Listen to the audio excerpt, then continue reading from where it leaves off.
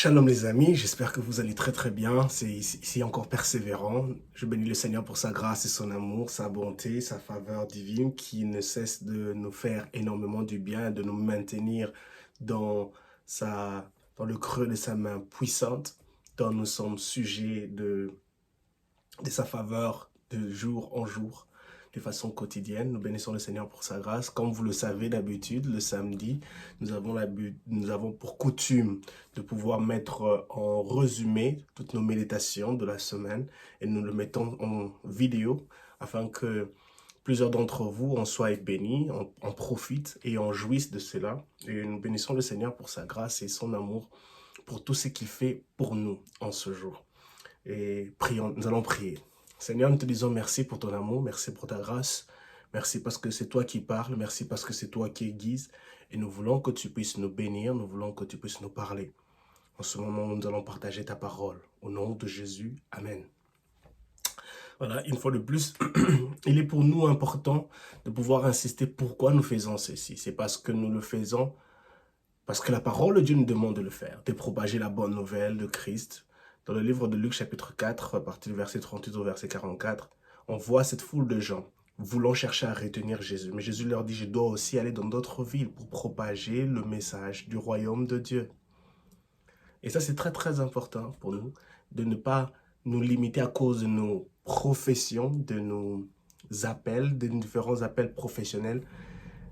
Il est important pour nous qu'en tant qu'enfants de Dieu, nous devons savoir que notre destinée, c'est le ciel. Et puisque notre destination finale, c'est le ciel, nous devons parler du ciel. Même tout en ayant cette couverture professionnelle, soit des docteurs, magistrats, avocats, quoi que ce soit, il est important pour nous de savoir que notre identité chrétienne doit prôner surtout, dans tout et partout. Gloire au Seigneur Jésus. Alors, le lundi de cette semaine, nous étions dans le livre de Psaume chapitre 18, le verset 2, qui dit « Je t'aime, ô Éternel, ma force ». C'est David qui s'exprime. Il dit « Je t'aime, ô Éternel, ma force ». Il s'exprime dans cette situation où il est confronté à Saül, où il fuit loin de Saül. Et David dit « Je t'aime, ô Éternel, ma force ». Combien il est important pour nous, lorsque nous traversons des situations difficiles, d'avoir cette même attitude que David avait. Il traverse des situations difficiles, il est dans un gouffre, on le poursuit, il est poursuivi par des ennemis qui le veulent mal. Mais David arrive à dire « Je t'aime, ô Éternel, ma force ». Son état d'esprit est captivé par cet amour, par cet amour envers son Dieu. C'est lui qui le protège, c'est lui qui le maintient, c'est lui qui le secourt, c'est lui qui l'amène à bon port. Et David dit, je t'aime, ô Éternel, ma force. Telle est la déclaration de notre cœur, telle a été la déclaration de notre cœur le lundi matin, en début de cette semaine, une déclaration qui s'applique dans tout et surtout, qui concourt au bien de ceux qui aiment Dieu. C'est ce que nous avons dit les lundis, dans notre méditation que nous avons partagée. Tout concourt au bien de ceux qui aiment Dieu. Romains chapitre 8, le verset 28. Dans tout ce qui concourt au bien de ceux qui aiment Dieu, il y a le négatif, il y a le positif. Il y a les épreuves, il y a les moments de joie, il y a les moments de disette, il y a les moments de désarroi, il y a les moments de trouble, il y a les moments de dépression, il y a les moments de soucis, de questionnements, de confusion. Mais ce qui est important de savoir que tout cela contribue au bien de ceux qui aiment Dieu. Parce que ces situations nous poussent à nous rapprocher près de Dieu. À savoir que nous n'avons qu'une seule issue de secours qui s'appelle Jésus-Christ. Et ça, c'est important. Et d'avoir cette attitude comme David pour dire « Je t'aime, ô Éternel, ma force ». Pendant que je suis en train de passer par des situations difficiles, pendant que le désarroi est en train de frapper à ma porte, pendant que la maladie est en train de saboter, en train de faire ravage dans ma famille, dans mon entourage, je t'aime, ô Éternel, ma force. Le lundi, je t'aime, ô Éternel, ma force. Le mercredi, je t'aime, ô Éternel, ma force. Dans l'abondance comme dans la disette, dans les problèmes comme dans les faciles, dans les solutions, je t'aime, ô Éternel, ma force. Que ceci soit notre prière, que ceci soit notre déclaration quotidienne. Gloire au Seigneur Jésus-Christ. Et le mardi, nous avons partagé ce merveilleux passage dans le livre de Psaume chapitre 105. Le psaume chapitre 105, c'est David qui s'exprime. Il dit, ta parole est comme une lampe qui guide tous mes pas. elle est une lumière éclairant mon chemin, sa parole. La parole. Le psaume 119, c'est un psaume où David ne fait que marteler sur les avantages, l'importance que la parole de Dieu nous offre. Et ça, c'est vraiment important pour nous, en tant que chrétiens, de savoir que non, nous devons nous imprégner de la parole de Dieu, maintenir la parole de Dieu avec nous, même si nous sommes fatigués comment, même si nous ne savons pas quoi faire, même si nous sommes dans le désarroi, où on n'a plus même envie de faire quelque chose qui a trait à notre relation avec le Seigneur Jésus-Christ. Valorisons toujours la parole de Dieu. Même rien qu'en lisant les Saintes Écritures, tu peux trouver la paix, la joie, la tranquillité, dont le monde ne pourra jamais te l'offrir. Et David continue, et ici dans ce passage, David définit la parole de Dieu comme une lampe ayant fonction de briller, ayant pour fonction de briller. Une lampe ayant pour fonction de briller.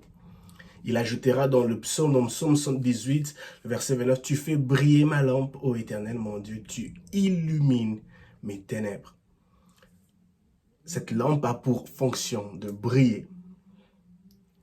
Et en fonction de briller. Et David, dans le psaume 18, il dit, « Tu fais briller ma lampe, ô Éternel, mon Dieu, tu illumines mes ténèbres. » Si la parole de Dieu est en nous, Dieu se rassurera de la faire briller en nous, de la faire briller afin que même les personnes qui nous entourent puissent voir le résultat de cette lumière éclatante qui sort de nous. Et ça, c'est très, très important. Cette lumière qui apporte un guide, qui apporte une orientation, qui apporte de l'éclairage dans un environnement ténébreux. Donc, il montre ici pour nous, il est important ici pour nous de savoir que nous ne pouvons pas nous permettre en tant qu'enfants de Dieu de négliger les Saintes Écritures. Ne néglige pas les Saintes Écritures. Peu importe les situations, peu importe les difficultés, ne nous permettons pas de négliger les Saintes Écritures. Lorsque nous décidons d'inonder nos cœurs de la parole de Dieu, il se rassurera de la faire briller en nous afin que les ténèbres disparaissent. C'est ce que nous avons dit le mardi dans nos postes. Lorsque nous décidons d'inonder nos cœurs de la parole de Dieu, il se rassurera de la faire briller en nous afin que les ténèbres disparaissent. Et à nous qui sommes porteurs de cette parole, nous sommes lumière du monde. C'est ce que nous avons dit. À nous qui sommes porteurs de cette parole, nous sommes lumière du monde. Matthieu chapitre 5, le verset 14.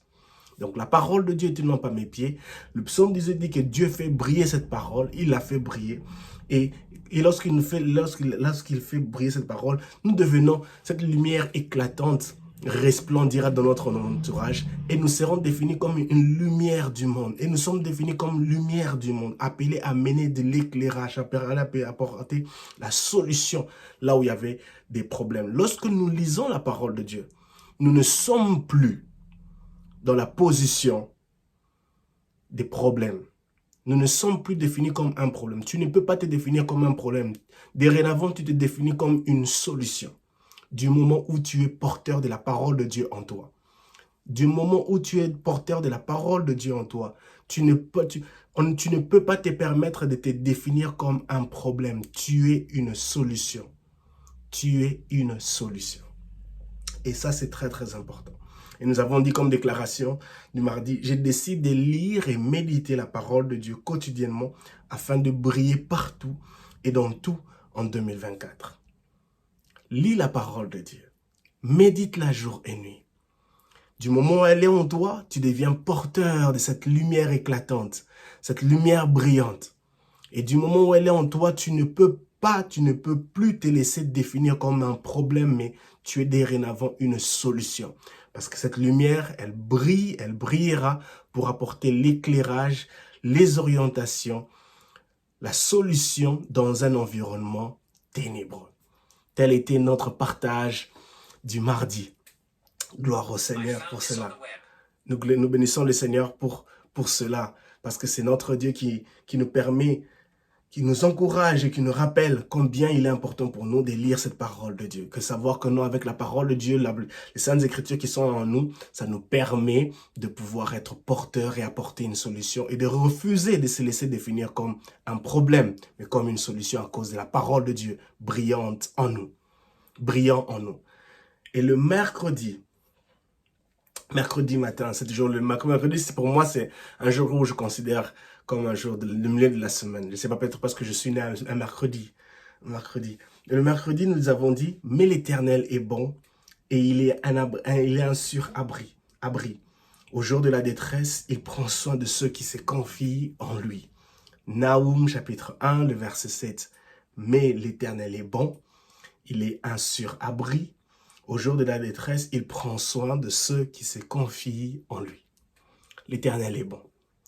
Que les choses marchent ou ne marchent pas, dans les bons comme dans les mauvais jours, l'Éternel est bon. Je ne sais pas par quelle situation vous traversez maintenant, vous qui me suivez, mais j'aimerais vous encourager en ce jour. L'Éternel est bon et il est un surabri. Il est un Dieu intentionnel. Il prend soin de ceux-là qui se confient en lui.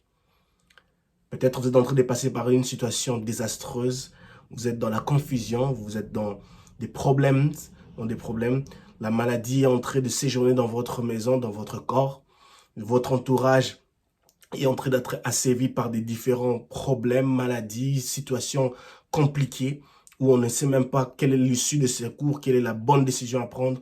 Laissez-moi vous dire en ce jour, en tant que votre frère, l'Éternel est bon, il est un surabri, et il apporte et il prend soin de ceux-là qui se confient en lui. Confions-nous en l'Éternel. Il sait ce dont nous avons besoin. Il sait comment faire parvenir sa bénédiction auprès de nous. Nous ne pouvons que nous confier en lui. Comme nous avons dit ce mercredi, nous ne pouvons que nous confier en lui sachant qu'il est bon et qu'il n'y a aucune imperfection humaine en lui, cherchant à nous faire du mal. Dans le Dieu où nous nous confions, du jour au jour, dans le Dieu où nous nous confions chaque jour, quotidiennement, il n'y a aucune imperfection humaine cherchant à nous faire du mal. Dieu ne sait pas comment faire du mal. Dieu, l'Éternel, qui est bon, qui est un surabri, ne sait pas comment faire du mal. Il n'y a aucune imperfection humaine en lui, cherchant à te faire, toi, du mal. Confie-toi en lui. Dis-le, Seigneur Jésus-Christ, Papa, j'ai besoin de toi. Dans cette situation dont je me retrouve dans une confusion, je dois prendre une décision, je ne sais pas quoi faire, j'ai besoin de toi. Il est le chemin, la vérité et la vie. Jean chapitre 14, le verset 6. Il est le chemin, la vérité et la vie. En lui, il y a ce chemin qui nous dirige vers la solution. En lui, il y a cette vérité qui nous dirige vers la solution. En lui, il y a cette vie qui nous dirige vers la solution. Confions-nous en lui, sans hésiter, et chaque jour, et sans restriction. Gloire au Seigneur Jésus-Christ. Et ça, c'était le mercredi matin. Lisons la parole de Dieu. Faites comme moi aussi. Prenez vos méditations, partagez-les sur les réseaux sociaux. Bénissez le peuple de Dieu. Et en fait un résumé, même faire une vidéo sur les réseaux sociaux, sur YouTube, sur les différentes plateformes. Et bénissez le peuple de Dieu. Et le mercredi, et maintenant nous sommes le jeudi. Le jeudi matin, qu'avons-nous dit le jeudi matin?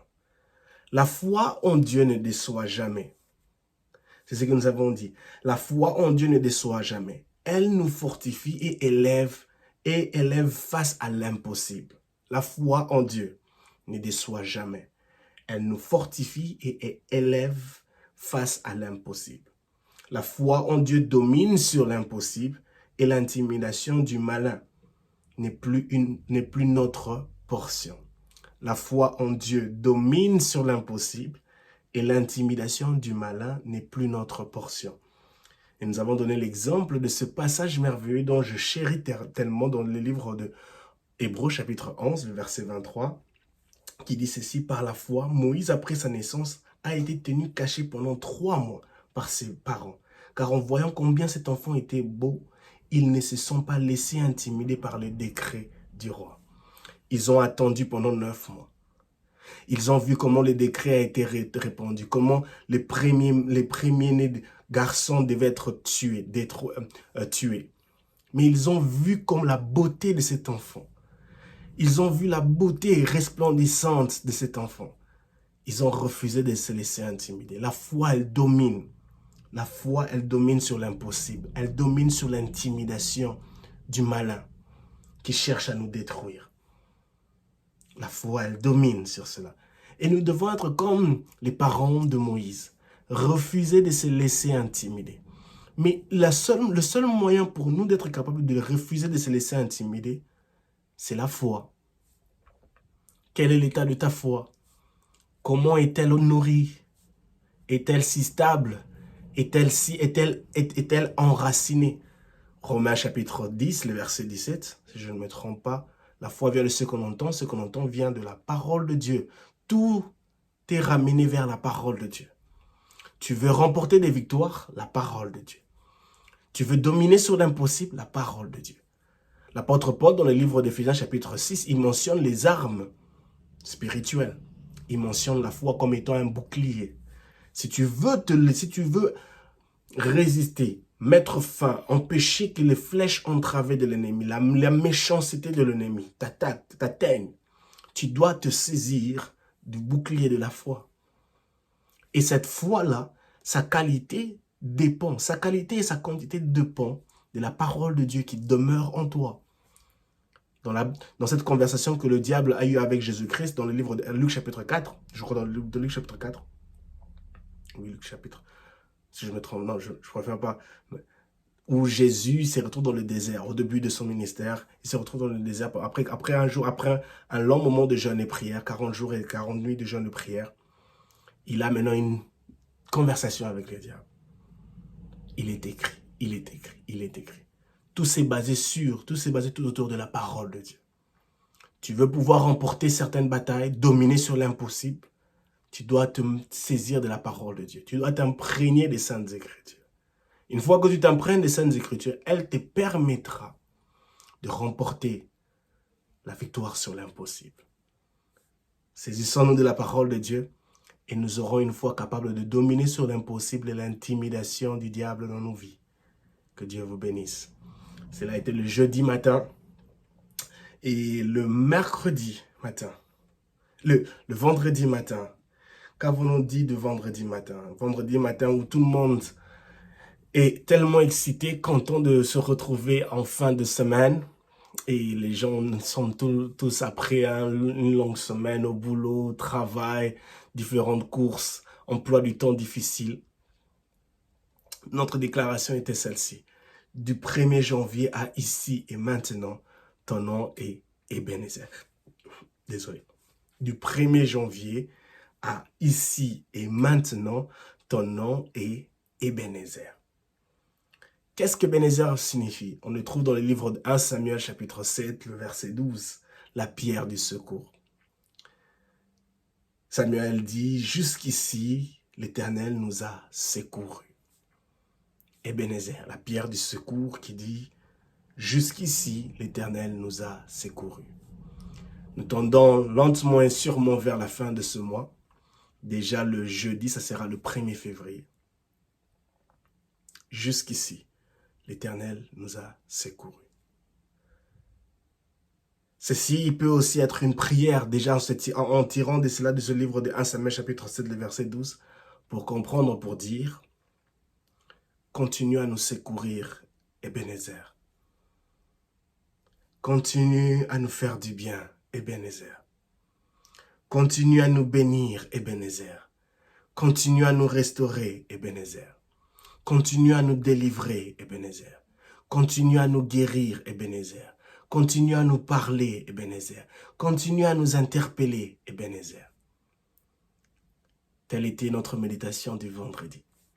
Bien-aimé dans le Seigneur, moi je ne perds pas mon temps en lisant la parole de Dieu.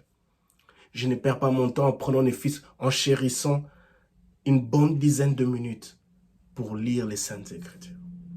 Je ne perds pas mon temps en chérissant une bonne vingtaine de minutes pour parler à mon Dieu.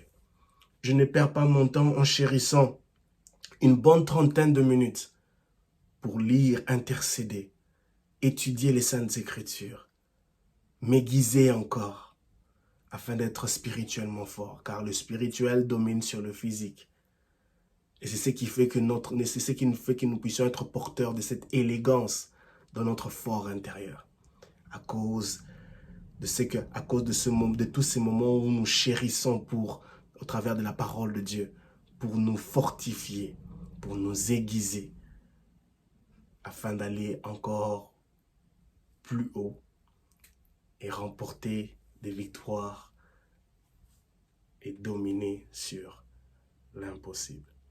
Que mon Dieu vous bénisse et je vous souhaite un très bon week-end et shalom chez vous.